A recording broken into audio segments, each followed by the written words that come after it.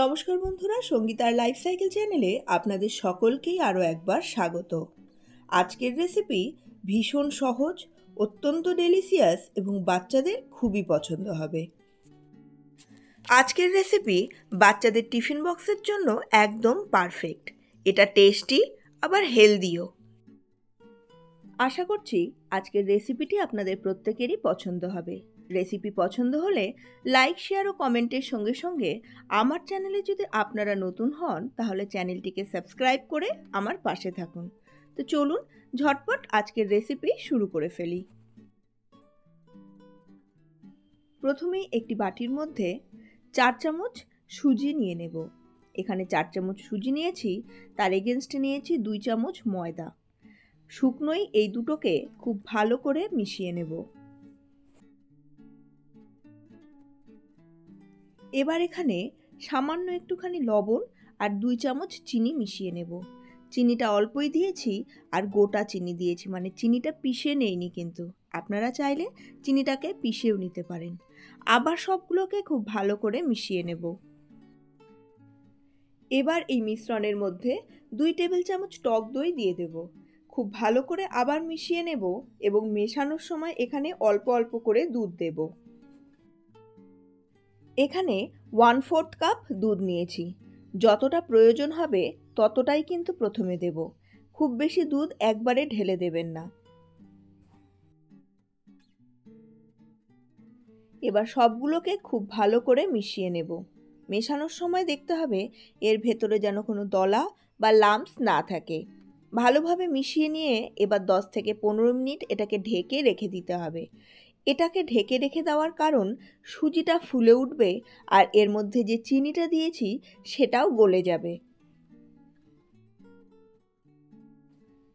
মিশ্রণটাকে 10 থেকে 15 মিনিটের জন্য ঢেকে রাখার পর অন্য একটি কড়াই গরম করে এর মধ্যে 1 কাপ গুড় নিয়ে নিয়েছি। 1 কাপ গুড়ের এগেনস্টে এর মধ্যেই কোরানো নারকেল নিয়েছি 1.5 কাপ মতো। এবার এই দুটোকে কিছুক্ষণ ঢেকে রেখে দেব যতক্ষণ না পর্যন্ত গুড়টা গলে যাচ্ছে। তারপর খুব ভালোভাবে এই দুটোকে মিশিয়ে নেব এবং একটা সুন্দর পুর তৈরি করে নিব। দেখুন বন্ধুরা, আমার পুরটা কিন্তু একদম তৈরি হয়ে গেছে। এবার এটাকে একটু ঠান্ডা করে নেব।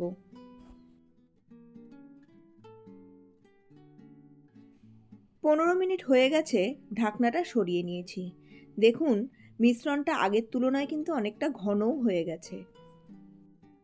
এবার এর মধ্যে দিয়ে দেব 2 টেবিল চামচ রিফাইন্ড অয়েল। আপনারা এখানে বাটার গলিয়েও দিতে পারেন। আবার সবগুলোকে খুব ভালো করে মিশিয়ে নিতে হবে।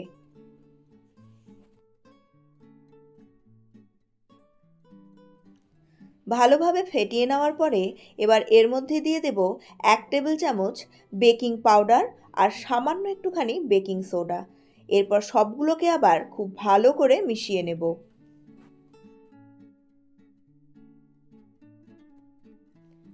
ছোট ছোট 3টে বাটি নিয়েছি। বাটিটার মধ্যে ভালো করে রিফাইন্ড অয়েল গ্রিস করে নিয়েছি। এবারে ব্যাটারটা প্রথমে অল্প অল্প করে বাটির মধ্যে দিয়ে দেব।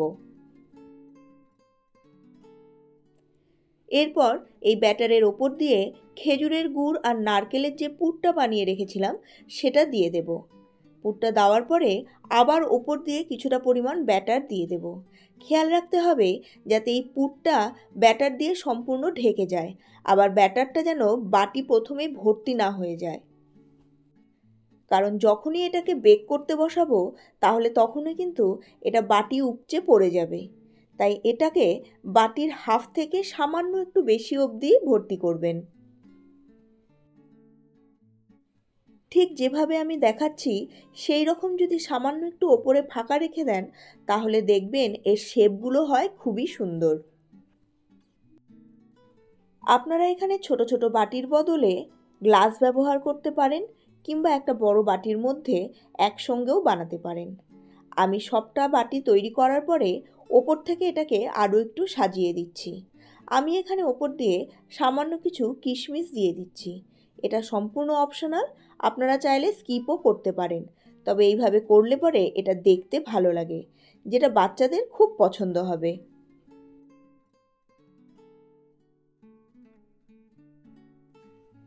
এবার আগে থেকে একটা কড়াই গরম করে এর ওপরে একটা স্ট্যান্ডের ওপরে একটা থালা রেখে দিয়েছি। এবার এর ওপরেই 3টে বাটি বসিয়ে দিলাম।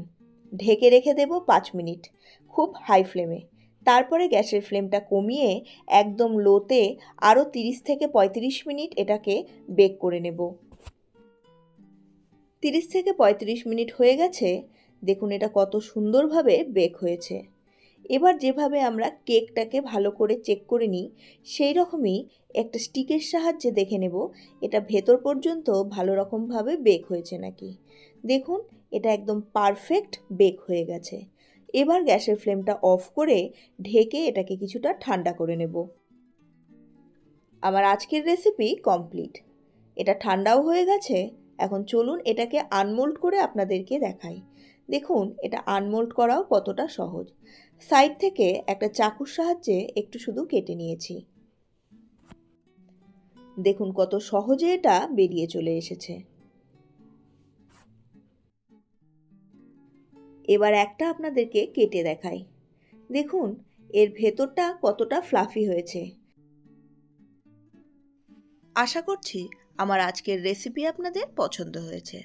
আজকের রেসিপি পছন্দ হলে লাইক, শেয়ার ও কমেন্টের সঙ্গে সঙ্গে আপনারা যদি আমার চ্যানেলে নতুন হন তাহলে চ্যানেলটিকে সাবস্ক্রাইব করে পাশের বেল বাটনের অলে ক্লিক করে দিন, যাতে আমার প্রত্যেকটি নতুন রেসিপির নোটিফিকেশন আপনাদের কাছে পৌঁছে যায় সবার আগে। আপনাদের সঙ্গে আবার দেখা হচ্ছে পরবর্তী আরও একটি নতুন ধরনের ভিডিও নিয়ে। ততক্ষণের জন্য সুস্থ থাকুন, ভালো থাকুন আর অবশ্যই রেসিপিগুলোকে বাড়িতে একবার হলেও ট্রাই করে দেখুন।